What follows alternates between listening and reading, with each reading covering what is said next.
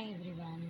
सो आज का टॉपिक है हमारा प्रॉफिट ऑफ बिजनेस और प्रोफेशन, ये डायरेक्ट टैक्स में under the head third head है ये। जैसे कि डिफरेंट डिफरेंट हेड्स है, तो ये थर्ड हेड आता है।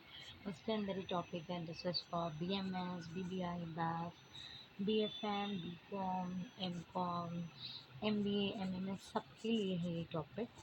तो just quickly check what is in topic income from business और प्रोफेशन। तो इसमें हम देखेंगे कि बिजनेस इनकम क्या होता है और प्रोफेशनल इनकम क्या होता है, उसको कैसे कैलकुलेट किया जाता है। इसका एक क्वेश्चन आता है 15 मार्क्स के लिए, वेटेज है इसका 15 मार्क्स। स्पेशली TY BCom के लिए ये वीडियो है, but this will be useful for other courses also, because ये जो सिलेबस है वो सभी का सेम ही है। There is no differences in syllabus, so everyone can refer this. First is a meaning: profit and gain of business or profession is one of the head of income. Okay, तो ये जो है income का एक head है, एक special category है under the income tax act. For the purpose of ascertaining the tax liability of a taxpayer, the Income Tax Act divides the taxable income, often assessed into 5 categories.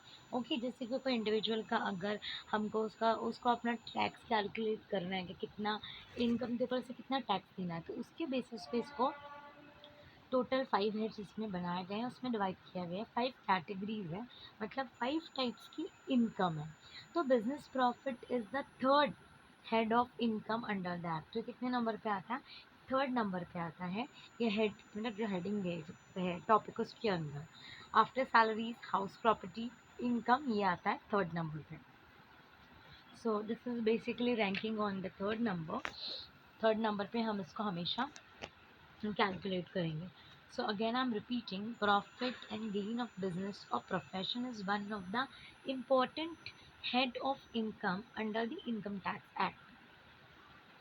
For the purpose or for the aim to find out the tax liability of a taxpayer, the income tax started this strategy.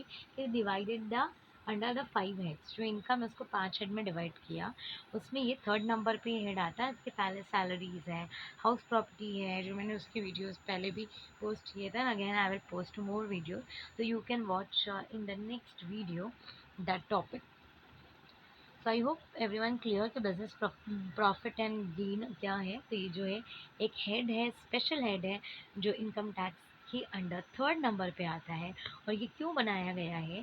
क्योंकि tax liability को collect करने के लिए, जो income के ऊपर जो tax होता है उसके लिए ये डिफरेंट डिफरेंट हेड्स बनाए गए हैं. क्योंकि कोई होगा जो बिजनेस प्रोफेशन के अंदर कर रहा है, मतलब इस तरीके से अपनी कैटेगरी देखकर अपना टैक्स फाइल कर सकते हैं. So this head is used to classify or aggregate income that taxpayer generate through the business or professional activity. तो ये जो हेड है इसके अंडर, मतलब कि आई मीन उससे हेडिंग से ही पता चलता है कि इसके अंडर कौन सा इनकम आता है. इसके अंडर इनकम आता है कि जो टैक्स पेयर जनरेट करता है बिजनेस करके, या बिजनेस मैन है उससे उसको आ रहा है इनकम, या तो फिर वो कोई प्रोफेशनल एक्टिविटी कर रहा है उस वजह से आ रहा है, वो आएगा. तो while filing an income tax return, the tax payer must declare the amount of profit and gains of business and profession. है ना, मतलब जब भी वो टैक्स फाइल करता है तो उसमें वो मेंशन करता है कि हाँ उसको जो प्रॉफिट हुआ है बिजनेस से, सपोज 10 लाख का हुआ है और फॉर एग्जांपल, और प्रोफेशन से उसको 15 lakhs का हुआ है. So in this article we mention the procedure for calculating profits and gains of business and profession. तो इसमें हम जो है आगे देखेंगे कि इसके अंदर मैंने प्रोसीजर भी डाला है, किस तरह से आप कलेक्ट करोगे और किस तरह से आप डिटरमाइन करोगे अपनी इनकम को, कैसे फाइंड आउट करोगे. उसका एक पर्टिकुलर फॉर्मेट है, उसके अंडर ही हम इसको करते हैं. कोई दूसरा हेड का फॉर्मेट हम यहाँ पे फॉलो नहीं कर सकते. तो this is actually restricted, you cannot follow or you cannot do randomly ऐसे ही. You have to follow strictly, stick with this format, and you have, whenever if income is arising from your business or your profession, then you have to use this format while calculating your tax liability. Okay, again I'm repeating, this head is used to classify or aggregate income which the taxpayer generates. How? Through business or professional activity. So while filing an income tax return, the taxpayer must declare the amount of profit and gain of business or profession in case of SSC is having any such income, अगर उसका ये income है तो वो इसको use करेगा। तो हम ये वाले वीडियो में यही देखने वाले हैं किस तरह से कौन सी इनकम होती है, कब होती है, कब ये फॉर्मेट यूज़ किया जाता है, उसके आगे हम लोग यही देखेंगे। चलो let's continue.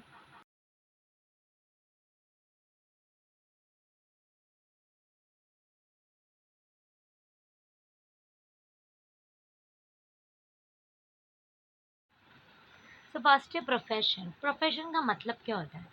Profession means exploitation of one skill and knowledge independently, है ना, कोई अपनी नॉलेज को और स्किल को इंडिपेंडेंटली यूज़ करके कोई काम कर रहा है, उसको हम क्या बोलेंगे? प्रोफेशन। तो professional income is income from the exercise of any profession or vocation which calls for an intellectual or manual skill. It covers like इसके अंदर क्या क्या? It covers like doctors, lawyers, teachers, accountants, consulting engineers, artist, musician, singer, etcetera etcetera. तो ये सब क्या एक profession है ना। लॉयर क्या है? उसका एक प्रोफेशन है। डॉक्टर क्या है? वो एक प्रोफेशन है। इन शॉर्ट प्रोफेशन क्या होता है? जिसके लिए आपको एक प्रेस्क्राइब क्वालिफिकेशन चाहिए होती है और एक एक्सपर्टाइज होते हो आप, आपके पास कुछ एक्स्ट्रा स्किल होता है जो कोई और नहीं कर सकता। For example I am a professor but if I want to act like a doctor, if I want to practice like a doctor, then have to require to take that degree. Without degree, I cannot practice as a doctor. My profession is what? Professor. So I can act as a professor, but I cannot act as a doctor because for doctor there is a particular degree, जैसे medical MBBS whatever, तो उसके लिए आपको particular years देने पड़ते हैं, 5 years और degree लेनी पड़ती है तभी। अगर मैं आर्किटेक्ट का भी बोलूँ कि नहीं, I want to become a architect and I am acting as a architect, तो for that reason I have to enroll for that course और वो पूरा डिग्री लेना होगा। तो उस इन शॉर्ट जो प्रेस्क्राइब क्वालिफिकेशन होती है, पर्टिकुलर क्वालिफिकेशन, वो आपके पास होना चाहिए। कोई भी profession, whatever your profession, you have to be qualified for that profession. Until unless अगर आपके पास वो क्वालिफिकेशन नहीं होगी, आप एक्सपर्ट नहीं होगे, आप उसको प्रैक्टिस नहीं कर सकते हो। लाइक डॉक्टर है, ब्यूटिशियन है, मेकअप आर्टिस्ट है, यहाँ पे मैंने एग्जाम्पल कुछ बताया जैसे कि डॉक्टर का दिखाया है, फिर यहाँ पे टीचर्स का एग्जाम्पल है, लॉयर्स का एग्जाम्पल है, तो सबके लिए पर्टिकुलर क्वालिफिकेशन होती है। अगर आपके पास वो क्वालिफिकेशन है, आप तभी इसको वो प्रोफेशन को प्रैक्टिस कर सकते हो, अदरवाइज आप नहीं कर सकते हो। तो इसको बोला जाता है प्रोफेशनल इनकम। जो आप प्रोफेशन में वर्क कर रहे हो और उसकी वजह से जो भी आपको इनकम आ रही है, that is called professional income. Second topic है हमारा business. Business means what? Business का मतलब होता है कोई भी activity for making one's living और मेकिंग मनी बाय प्रोड्यूसिंग और buying and selling such as goods and services. तुम कोई मैन्युफैक्चरिंग बिजनेस करो, यहाँ पे मैंने कंस्ट्रक्शन का बताया, तो this is also a business. क्या है? बिजनेस मैन, और मैं क्या करती हूँ? कंस्ट्रक्शन का मेरा बिजनेस है, तो ये क्या हो गया? एक मेरा बिजनेस हो गया। अब आते हैं नेक्स्ट टॉपिक पे, बेसिस ऑफ चार्ज। किसके बेसिस पे इसको चार्ज किया जाता है? तो जो यह आता है सेक्शन 28 के अंडर, और उसके अंडर बताया है section 28, following income shall be chargeable to income tax under the head profit and gains of business और प्रोफेशन। अब वो कौन कौन सी इनकम है हम उसको देखेंगे। यहाँ पे मैंने उसको ब्रीफली एक्सप्लेन किया है वन वन करके, तो वी कैन चेक। फर्स्ट वाला आ जाता है हमारा profit and gain of business और profession which was carried out on by SSC at any time during the previous year, है ना, जो भी उसने प्रॉफिट मिला है या गेन मिला है उसको, कोई भी जो भी बिजनेस किया है या जो उसका प्रोफेशन है प्रीवियस ईयर में, हम उसका टैक्स लाइबिलिटी कैलकुलेट करेंगे, वो ये हेड के अंडर आएगा। सेकेंड पॉइंट है एनी कॉम्पेंसेशन और अदर पेमेंट ड्यू और रिसीव, जो भी मतलब suppose as a guest lecture अगर मैं कहीं जा रही हूँ, मेरे को कॉम्पेंसेशन उसका मिल रहा है, तो जो पेमेंट मेरा मिलने का बाकी है या मिलेगा प्रीवियस ईयर का, उसके ऊपर क्या होगा? टैक्स लाइबिलिटी हम फाइंड आउट करेंगे। थर्ड पॉइंट है income derive by a trade. Trading का बिजनेस कर रही हूँ सपोज मैं, या मैं कोई प्रोफेशनल बिजनेस कर रही हूँ, स्पेसिफिक सर्विस दे रही हूँ मैं, एज आई सेड कि लॉयर का या फिर डॉक्टर का या फिर टीचर का या प्रोफेसर का, तो वो इनकम यहाँ पे आ जाएगा। फिर profit on sale of import licence, वो भी एक तरह का बिजनेस है कि आप इम्पोर्ट लाइसेंस को क्या कर रहे हो? सेल कर रहे हो, उसका प्रॉफिट है वो आ जाएगा। उसके बाद में export cash assistant earn by any person from government. Suppose किसी का एक्सपोर्ट इम्पोर्ट का बिजनेस है और उसको उसके ऊपर इंसेंटिव मिल रहा है कैश में, तो that is also comes under this head profit from business और प्रोफेशन, इसके अंडर ही वो भी आता है। ओके, आई होप आपको समझ में आ रहा होगा। मैं वापस रिपीट करती हूँ, पहले मैंने बोला जो भी प्रॉफिट या गेन है बिजनेस से या फिर प्रोफेशन से, जिसको एसएससी ने, एसएससी मतलब जो टैक्स पेयर है इंडिविजुअल, उसने लास्ट ईयर किया होगा वो, और उसको उसके ऊपर अभी टैक्स लाइबिलिटी कैलकुलेट करके वो पे कर रहे हैं, वो ये एड के अंदर आएगा। सेकेंड, कोई भी कॉम्पेंसेशन है या कोई भी पेमेंट है जो आपने कोई वर्क किया है, उसका आ जाएगा। जैसे मैंने एक एग्जाम्पल दिया गेस्ट लेक्चर का, as a professor if I am going somewhere as a guest lecturer, तो उसका मेरे को क्या मिलेगा, कॉम्पेंसेशन मिलेगा, वो यहाँ पे आ जाएगा।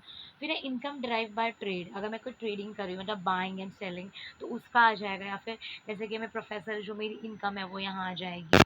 Okay, after that profit on sale of import licence, तो कोई इम्पोर्टर या बिजनेस कर रहा है और क्या कर रहा है, अपने लाइसेंस को बेच रहा है, तो दैट इज ऑल्सो व्हाट, उसके ऊपर से प्रॉफिट हो रहा है, that is also kind of a business, वो भी इनकम यहीं आ जाएगी। फिर है export cash assistant earn by any person from government, है ना, गवर्नमेंट से वो अर्न कर रहा है, उसको क्या आ रहा है, इंसेंटिव आ रहा है कैश में, तो वो एक्सपोर्ट इम्पोर्ट का बिजनेस करने पे, तो वो भी क्या होगा, यही हेड में काउंट होगा।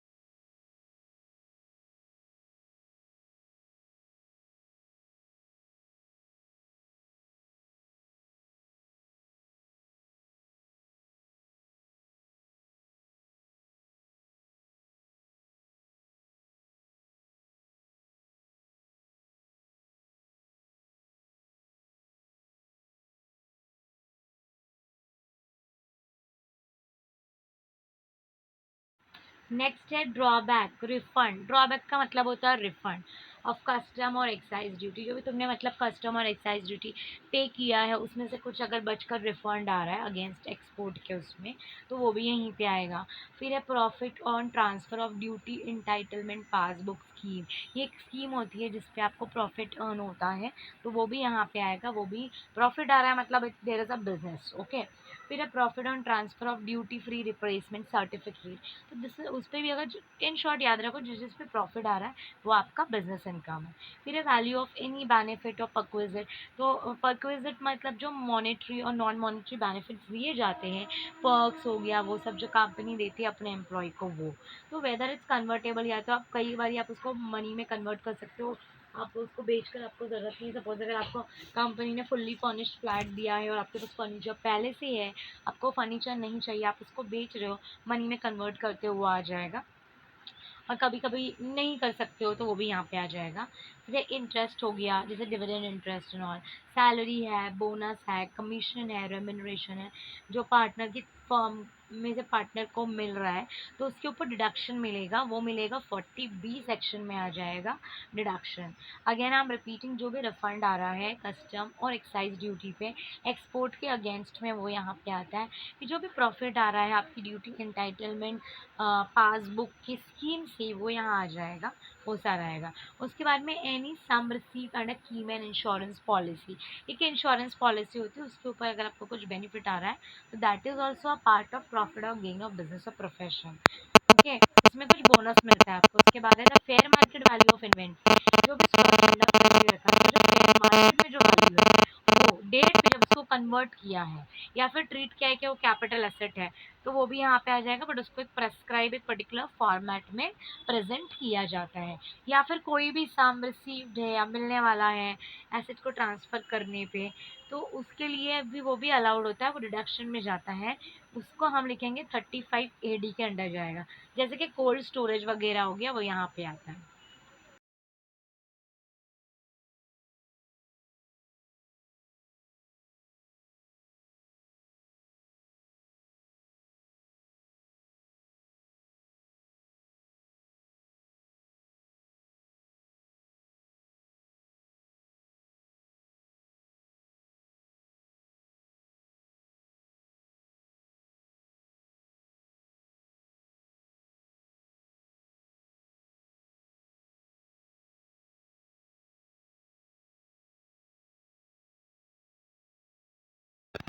I hope you all like this video. If you like this video, please share, comment, and don't forget to subscribe my channel. Thank you for watching my YouTube channel. See you soon with a new video. Thank you.